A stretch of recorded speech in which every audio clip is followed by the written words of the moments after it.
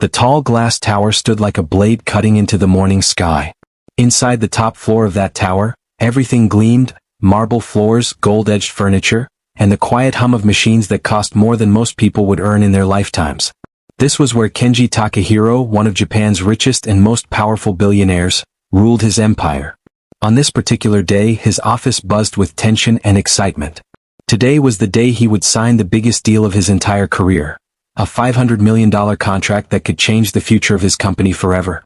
Kenji sat behind his massive black desk, silent and still like a general before a war. He wore a flawless suit and a polished silver watch that caught the sunlight every time he moved his hand. Around him stood his most trusted team: lawyers in tailored suits, financial advisors with folders full of charts, and translators ready to decode every foreign word. Each of them was nervous even if they tried to hide it. They knew this deal would either make their company unstoppable, or destroy it. On the long glass table in front of them lay a thick stack of papers, the contract. It looked harmless, just paper and ink, but hidden inside were hundreds of pages of legal terms, business rules, and promises written in careful, complicated language. The rival company from overseas had sent it over that morning. They were one of the biggest names in global tech, and if Kenji partnered with them, his company would gain access to international markets overnight. It was an opportunity almost too good to refuse. Assistants rushed quietly back and forth, carrying coffee and documents. The smell of expensive leather and fresh ink filled the room. The city outside the glass windows stretched endlessly below, cars crawling like tiny ants far beneath their feet. It felt like they were standing on top of the world, ready to take it all. But even as the lawyers discussed numbers and profits, Kenji's mind was elsewhere. He was thinking of the empire he had built from nothing. As a young man, he had started with a single electronics shop in a crowded Tokyo alley. Now he owned skyscrapers, factories, and fleets of private jets. People called him the man who never loses. Yet this deal was bigger than anything he had ever touched. It was the kind of deal that could rewrite history, or erase everything he had built if something went wrong. Still, Kenji was calm. He trusted his people. He had hired the sharpest minds in law, finance, and strategy. They had checked the contract for weeks. They had held endless meetings, pored over every word, and said everything looked perfect. So he sat with his usual stone-like face, waiting for the final meeting to begin. At exactly 10 a.m., the rival company's executives entered the room. They were tall, sharp-faced men in dark suits, carrying sleek black briefcases. They smiled politely, but their eyes were cold and calculating. They bowed, shook hands, and sat across from Kenji. The air grew heavy with quiet tension. This was no ordinary business talk. This was war disguised as paperwork. The head lawyer began explaining the contract terms in smooth, confident Japanese. He talked about partnerships, shared profits, and global market expansion. Charts glowed on a giant screen as he spoke about revenue projections and long-term goals. The numbers were dazzling: billions in future profits, millions of new customers, and huge worldwide influence. Everyone nodded in agreement. Everything seemed perfect. Kenji listened without showing emotion. He was a man used to hiding his thoughts. But deep inside he felt a flicker of something strange. Not fear, not doubt, just a whisper of unease. It was gone before he could name it. Meanwhile, unnoticed in the corner of the vast office, a small boy sat on a chair meant for visitors. His feet didn't reach the ground. He was only 10 years old, with dark curly hair and curious eyes. He was Elijah, the son of Kenji's maid, Mrs. Carter. She had been called to clean the office early that morning, and with no one to watch Elijah, she had quietly brought him along. She had told him to sit still, stay quiet, and not disturb anyone. He had nodded seriously, clutching the worn comic book she gave him.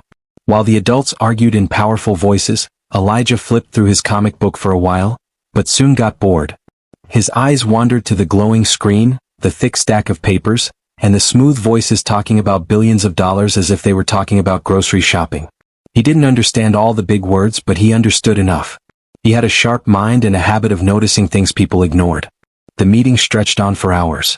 The adults were too focused on their own world to notice the small boy quietly listening. For them, this was just business. For Kenji, it was the future of his empire. And for Elijah, it was just something strange and fascinating to watch. As the final pages of the contract were placed on the desk, the energy in the room shifted. This was it. Years of planning, months of negotiations, all leading to this single moment. Kenji picked up the golden pen his assistant placed in front of him. Cameras flashed as reporters outside prepared to capture the moment of his signature. Everyone leaned forward. No one breathed. And no one, not the lawyers, not the advisors, not even Kenji himself, saw the quiet trap hidden inside those words. The contract that promised to make him richer than ever could also steal everything he owned. And the only person in that room who would notice it was the boy no one even saw. Elijah sat in the corner like a small forgotten shadow, his legs swinging softly as he tried to keep himself quiet. The soft leather chair almost swallowed him whole. He wasn't supposed to be there at all. His mother, Mrs. Carter, had begged him that morning to behave. She was nervous. Nervous because today she had been called to clean the top floor at the private office of her boss, the billionaire Kenji Takahiro himself. Don't talk. Don't move. Don't even breathe too loud, she whispered as they rode the silent glass elevator up the skyscraper. Elijah had just nodded. He was used to people telling him to disappear. So when they reached the gleaming office and she gave him a worn comic book to keep him busy, he curled into the farthest chair and tried to make himself invisible. Around him, the room sparkled with wealth. Shining glass tables, gold handles on the doors, framed art that looked like it belonged in museums. Elijah's eyes wandered over everything with quiet curiosity. He was only 10, but he was sharp, sharper than most adults realized. He liked puzzles, patterns, things that didn't fit where they were supposed to. Sometimes when his mother cleaned big offices, she let him sit in corners like this. He always ended up listening to things no one thought he could understand. Today, the grown-ups were speaking in fast voices about something called a contract. They talked about $500 million like it was lunch money.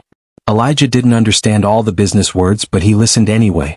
It was something he had always done. Listened closely, quietly, like a sponge soaking up secrets. At first it was just noise. Numbers, terms, profits, markets. But slowly the words started making sense in his head.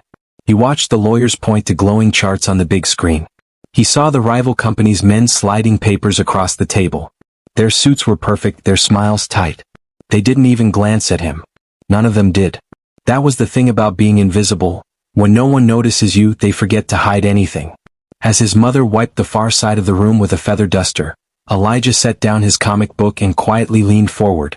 From his angle, he could see the open pages of the contract that lay spread across the table. The letters were small and packed close together, like ants crawling in straight lines. But Elijah liked reading small letters. He liked finding the odd word that didn't belong. While the adults argued over profits and ownership shares, Elijah's eyes skimmed the words. A strange thing happened. Pieces of the sentences clicked in his mind like puzzle pieces snapping together. Something about the words didn't sound right. One sentence kept echoing in his head. It said that if the primary company's assets are restructured, then ownership rights would transfer automatically to the partnering entity. He didn't know all the fancy terms, but he understood what transfer meant. It meant something would no longer belong to Kenji's company. He frowned. That sounded wrong. He looked at the adults. No one was frowning. No one even looked nervous. They were smiling, laughing, clapping each other on the shoulders as if the deal was already done. Elijah's small fingers tightened on the edge of the chair. Should he say something? No. He was just a kid. No one would listen to him. They never did. He had been invisible his whole life. At school, on the bus, in the grocery store, everywhere. People's eyes passed through him like he was air. But something in his chest wouldn't let him stay quiet. He kept reading while pretending to look bored. More strange phrases appeared, hidden between harmless-sounding sentences. Post-merger consolidation of all tangible assets. Immediate reassignment of operational control. He didn't understand every word, but he understood enough. If Kenji signed, he could lose everything. A soft sound made him look up. His mother was standing by the door now, holding her cleaning cart, ready to leave. She caught his eyes and gave him a tiny warning shake of her head. Stay quiet. He nodded, but his mind was racing. Back at the table, the atmosphere grew heavier. The lawyers had finished talking. Kenji Takahiro sat in his black leather chair, silent and unmoving, his face carved from stone. An assistant placed a golden pen in front of him. This was the moment. Elijah's heart began to pound. Everyone leaned forward, their eyes fixed on Kenji's hand as it reached for the pen. And no one noticed the small boy sitting quietly in the corner, staring at the paper that could steal $500 million from the man who owned this entire tower. He thought about how people always said rich men were the smartest. They said power meant you never made mistakes. But Elijah could see the mistake right there in front of him, plain as day. And none of these rich men saw it at all. He bit his lip. He felt tiny and scared, like a mouse trying to stop a train. Yet as the golden pen lifted from the table, something inside Elijah decided. He couldn't stay invisible this time. Not when he knew what was coming. He sat up a little straighter in the chair. His small voice was ready, trembling but determined. The world would remember what happened next. The golden pen hovered just above the paper. It caught the light from the floor-to-ceiling windows and sparkled like a tiny sun. Everyone's breath seemed to pause, held tight in their chests. The rival company's executives sat across the table, smiling politely, their eyes cold and sharp like knives wrapped in silk. This was the moment Kenji Takahiro had been waiting for, the final stroke of ink that would seal the deal of a lifetime. To the world it looked like victory. But buried deep inside that towering stack of pages was something else entirely. A trap. It was not loud or obvious. It did not shout danger. It whispered. It hid itself behind smooth legal language, wrapped in the kind of words most people's eyes slid over without thinking. It was the kind of trap only someone small, quiet, and curious could ever see. And Elijah had seen it. From his corner, he watched the pen moving closer to the paper. His small hands were clenched on his knees. His heart beat so hard it hurt. He didn't know every word in the contract, but he understood the shape of it, like seeing the shadow of a snake coiled under leaves. Earlier, when the lawyers were flipping through pages, he had caught sight of a paragraph tucked in the middle. It didn't look important. The letters were small and the sentence long, filled with complicated words. But Elijah had read it twice. And what it said had made his stomach twist. It said, "Upon the event of structural asset realignment, full operational rights shall be reassigned to the partnering entity without recourse." Elijah didn't know what recourse meant, but he knew what reassigned meant. It meant giving something away. And if the assets were realigned, which sounded like just moving things around, then everything Kenji owned could quietly become theirs. And there was more. Another section said that once the deal was signed, any disagreement must be settled by the partner company's private court in another country, not in Japan. That meant even if Kenji found out he was tricked, he wouldn't be able to fight back in his own country's laws. It was like building a cage out of paper and politely asking him to walk inside. But no one else saw it. The lawyers, so proud and polished, had read the contract again and again, but their eyes had slid over the dangerous words because they were buried inside mountains of safe ones. They were trained to search for obvious attacks, not quiet tricks. The rival executives had planned it perfectly. They had spent months designing the trap, hiring teams of legal experts to craft language that looked safe while hiding poison underneath. It was like sugar around a blade. They sat calmly now, their hands folded, while inside they were holding their breath, praying that the trap they had built would stay invisible for just a few more seconds. Kenji lifted the pen. His face was calm, unreadable. Everyone around him smiled and waited. Elijah's chest burned. His voice wanted to come out, but his fear pressed down on it like a heavy stone. He thought of his mother. She was standing by the door, her eyes lowered, pretending she wasn't terrified of even breathing too loud in this room of powerful men. If Elijah spoke, she might lose her job. But if he stayed quiet, this man, this silent, cold-eyed billionaire who owned half the city, would lose everything. And somehow, Elijah knew that wasn't right. His mind flashed back to something his mother once told him late one night, when their electricity had gone out. They were sitting in the dark, eating crackers and laughing quietly to stay warm. She had said, "Doing what's right is hard, Eli. That's why so few people do it." The pen touched the paper. Elijah's breath caught. He could see it so clearly, Kenji signing, handing away everything without knowing it. He could see the rival company smiling as their traps snapped shut, and the world cheering Kenji's victory, even as they stole his crown right off his head. And suddenly, Elijah knew. He couldn't be invisible anymore. The words burst from him like sparks from dry wood. "That's not what the contract states." The sound echoed like a stone dropped in a silent lake. The room froze. The pen stopped just above the paper. Kenji's sharp black eyes flicked toward the voice, cold and startled. Everyone else turned, confused. They hadn't even realized there was a child in the room until now. Elijah's mother gasped, dropping her duster. "Elijah," she whispered, horrified. But the words were already loose in the air, and they could not be taken back.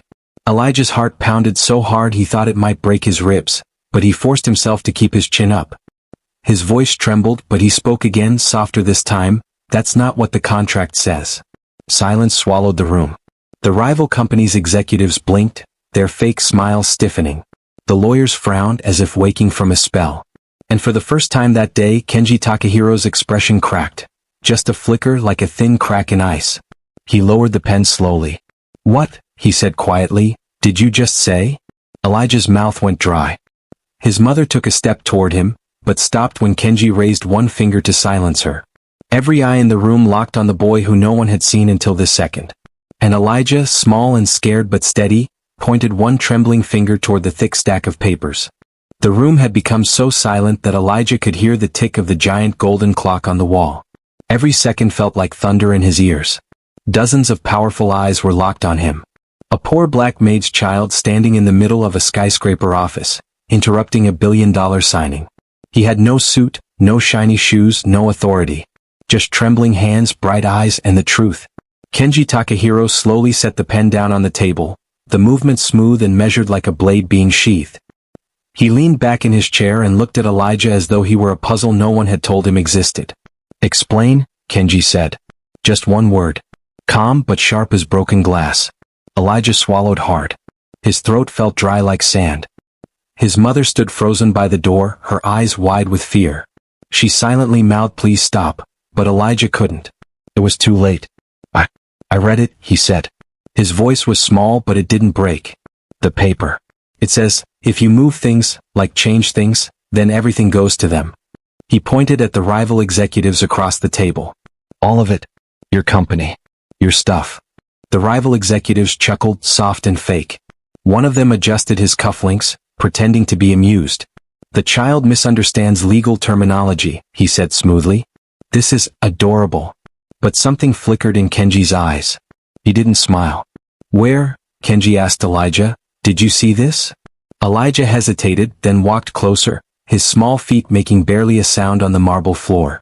His hands shook as he picked up the thick stack of papers. The document was heavier than it looked, like holding a block of ice. He flipped carefully, licking his dry lips until he found the page.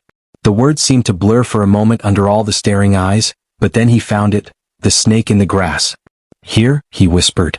He tapped the paragraph with his finger. Kenji leaned forward. Slowly. Quietly. He read the line once. Then again. Something in his face changed, so slightly that most people wouldn't notice. But Elijah noticed. The sharp stillness in Kenji's eyes cracked for just a heartbeat. He didn't speak. Instead, he turned his head slightly and spoke in Japanese to his chief lawyer, who was sitting 2 chairs away. The lawyer blinked, confused, then quickly leaned over and began reading the paragraph. Seconds ticked by. The lawyer's lips moved silently, eyes darting over the words. And then, slowly, his face drained of color. The rival executives shifted uncomfortably. Their smiles were fading like melting wax. Kenji's lawyer finally looked up, pale and sweating. "Sir," he said in a strained voice, "the boy is correct." The room seemed to explode without sound. The rival executives sat up straight, panic flashing briefly in their eyes before they masked it again. One of them opened his mouth, but Kenji raised his hand, and the man fell silent instantly. Kenji's voice was soft, deadly. "Explain." The lawyer swallowed hard. Clause 47. It is disguised as an operational clause. But if any part of the company undergoes structural asset realignment, which could mean almost anything, the controlling rights transfer to them. Permanently. And the arbitration clause forces any disputes to be handled in their private court. We would lose everything. Elijah heard a sound from his mother, just a tiny gasp she quickly covered with her hands. Kenji's jaw tightened. His gaze turned to the rival executives, who were now perfectly still, like statues pretending not to be afraid. "You tried to steal my empire," Kenji said softly. One of them smiled thinly. "It is only business," he said. Kenji's eyes flashed. It was like watching ice crack under pressure, silent, beautiful, and dangerous. He stood slowly, each movement precise. He closed the contract folder with one hand, the snap echoing through the room like a gunshot. "No," he said. "This meeting is over." The rival executives began protesting, but security, tall men in black suits who had been silent shadows until now, stepped forward. The executives froze, then gathered their papers with stiff hands and left without another word. The door closed behind them with a hiss. For a long moment, no one spoke. Then Kenji turned his gaze back to Elijah. Everyone in the room seemed to hold their breath. Elijah's knees felt like they might collapse. His mother rushed forward and dropped to her knees, bowing low on the marble floor. "Please, sir," she whispered, her voice trembling. "He's just a child. He didn't mean disrespect. Please don't." Kenji held up a hand, stopping her words. He crouched down in front of Elijah until their eyes were level. Elijah had never been this close to him. Kenji's face was carved sharp and clean, his black eyes like pools of night. You, Kenji said quietly, just saved me $500 million. Elijah blinked. The words didn't feel real. Kenji straightened, then did something that made everyone's mouth fall open. He bowed. Not deeply, just slightly, the way samurai might bow to an equal. But it was enough to shock every soul in that room. Arigato, Kenji said. Thank you. Elijah stared at him, stunned. No one moved. The powerful lawyers looked at each other like they weren't sure if the world had just tilted. Kenji turned to his chief assistant. Find out this boy's name. And his school. Then he walked out, leaving the golden pen behind on the table. Elijah could still feel the heat of every stare on his skin as Kenji Takahiro left the room. It was like the moment had frozen in time. The billionaire's golden pen still lay on the table, gleaming silently under the chandelier. Nobody spoke. Nobody moved. Mrs. Carter was trembling as she clutched Elijah's shoulders. She was still kneeling on the polished marble floor, whispering prayers under her breath. Her son had just stopped a $500 million disaster. It sounded impossible even to her. One part of her wanted to scold him for speaking out. Another part wanted to grab him and run far away from this towering building before someone decided they had no right to be here. But Elijah stood very still. His small face was calm now, though his heart was pounding like a drum inside his chest. Something had changed in the air, like the weight of the entire skyscraper had just shifted onto his shoulders, and somehow he was still standing. The high-ranking executives around the table were whispering in disbelief. Some were angry they had been shown up by a child. Others were secretly grateful that the trap had been found before it destroyed them all. Kenji's top lawyer, still pale, stared at Elijah as if trying to understand how such a small boy could see what 10 trained adults had missed. Who taught you to read contracts? The lawyer finally asked, almost gently. No one, Elijah said softly. I just like reading. I look for the parts that don't sound right. The lawyer blinked. Something in his eyes softened, as though a stone inside him had cracked just a little. Before anyone could say more, the glass doors swung open again. Kenji Takahiro walked back in. The room snapped into silence like someone had cut the sound out of the air. Kenji's expression was unreadable, but his steps were slow, measured, and certain. He stopped near the table and set down a small black leather folder. I have decided something, he said simply. Everyone straightened. Kenji turned his gaze toward Mrs. Carter. She shrank a little under it, though there was no anger in his eyes, only an intensity like fire trapped behind glass. You have served this company faithfully for many years, Kenji said to her. Today your son has done something no one else here managed to do. He protected my life's work. Mrs. Carter opened her mouth, but no words came out. Kenji turned to Elijah. You saw what others did not. That is rare. That is powerful. Elijah just stared up at him wide-eyed. He wasn't sure if he was about to be rewarded or punished. Kenji stepped closer and placed the black folder on the table, sliding it gently toward Elijah with his fingertips. Inside there was no contract. No legal trap. Just a single sheet of cream-colored paper with golden letters at the top. Scholarship award. I will pay for your education, Kenji said simply. All of it. The best schools in the world. From today until you finish university. A collective gasp rippled through the room. Elijah's jaw dropped. Mrs. Carter covered her mouth with both hands.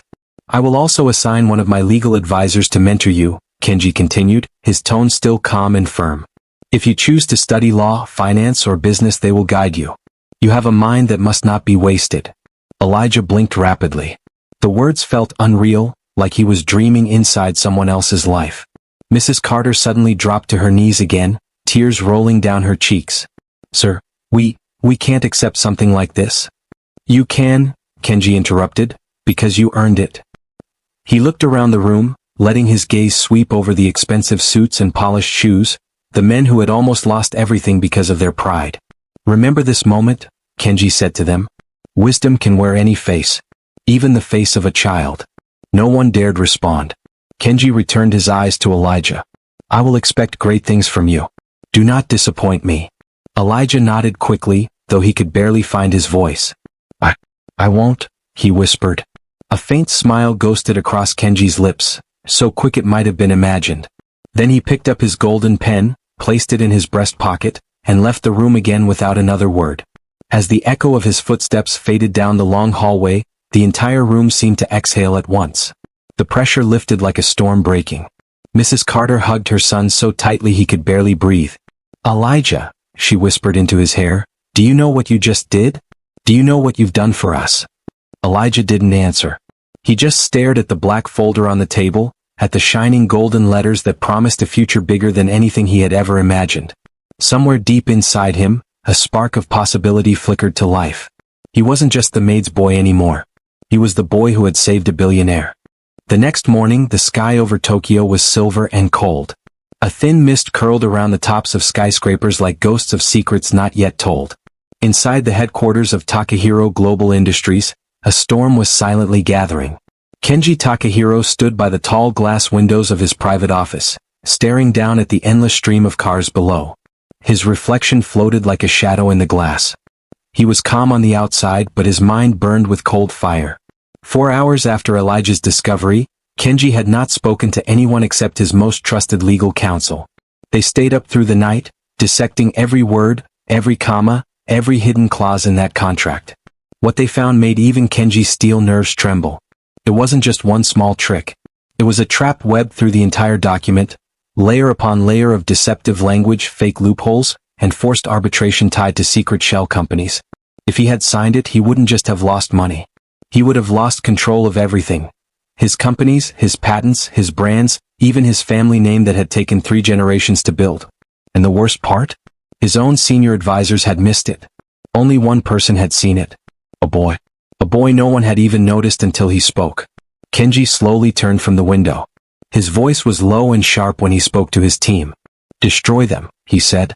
The legal team knew what that meant. Within hours, quiet chaos spread through the city.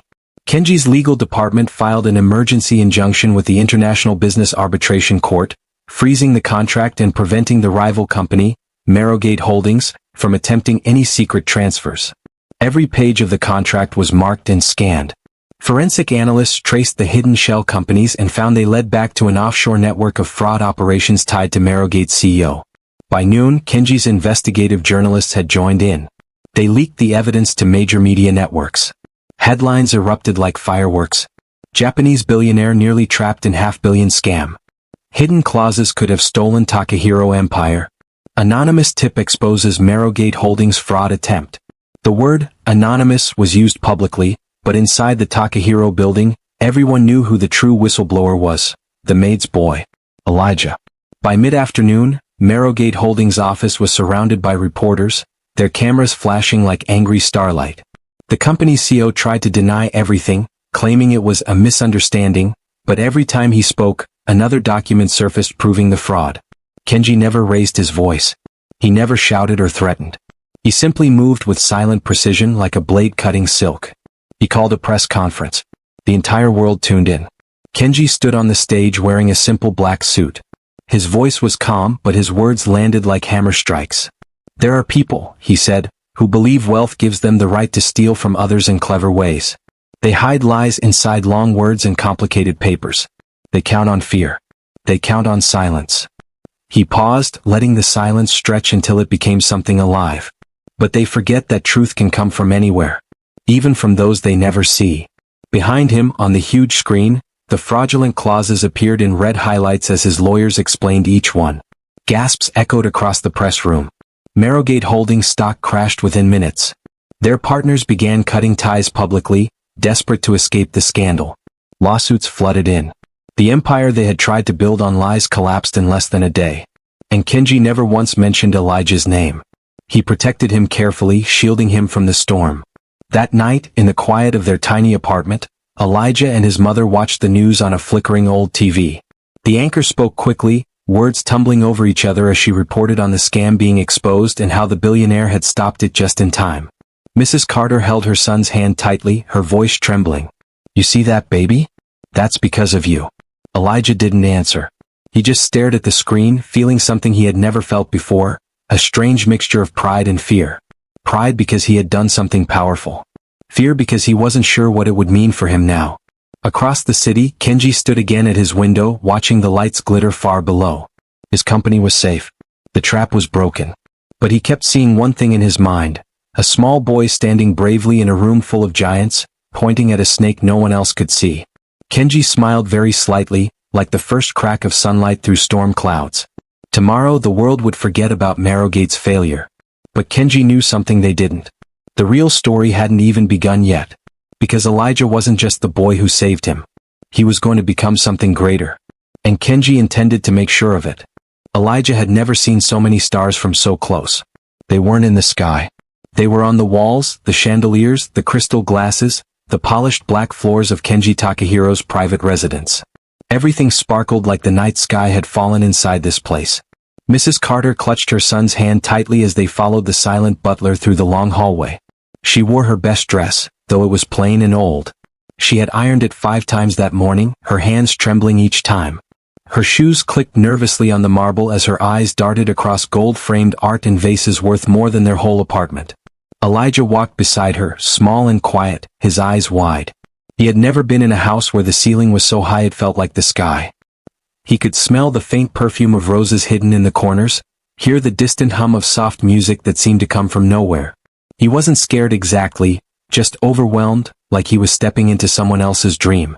They entered a massive glass-walled room that overlooked all of Tokyo. The city stretched endlessly below like a sea of diamonds. Kenji Takahiro stood at the center, hands behind his back, watching the city with stillness carved from stone. When he turned, even Mrs. Carter gasped quietly. He wasn't dressed like a businessman now. He wore a simple black yukata, tied neatly at the waist, and soft indoor sandals. He looked younger somehow, calmer, but there was still that same sharpness in his eyes, like the tip of a sword hidden behind silk. "Welcome," Kenji said, bowing his head slightly. Mrs. Carter immediately bent into a deep bow. Elijah awkwardly copied her, nearly bumping his forehead on his knees. "Thank you, sir," Mrs. Carter stammered. Kenji's gaze softened just slightly. "Please, sit." They sat at a low table made of dark wood. A maid in white robes poured warm tea into tiny cups that steamed gently. Elijah had never even seen cups this delicate. He was afraid to touch one in case it broke in his hands. Kenji sat across from them, silent for a moment. Then he spoke. "You saved me," he said simply, looking at Elijah. Elijah shifted, unsure what to say. I just saw something strange," he whispered. "You saw what 10 of my best lawyers could not," Kenji replied. "That is not strange. That is rare." Mrs. Carter placed her trembling hand on her son's shoulder. "Sir, he's just a child. I never wanted him to speak out like that. I was afraid it would get him in trouble." Kenji's lips curved slightly. "Speaking truth is never trouble.